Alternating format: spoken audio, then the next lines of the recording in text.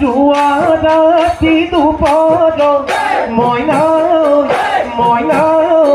দেখিছিলো জাননে তোক সপোন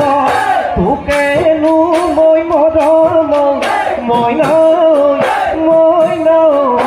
আহিছিলো তুতিছো মানুহ বিহগীজনী হৈ তই যদি বিহুনা কাটি কৰি ঘৰতে তাকে কৰি জাননে নাচনী দেহনো মন পৰিছিল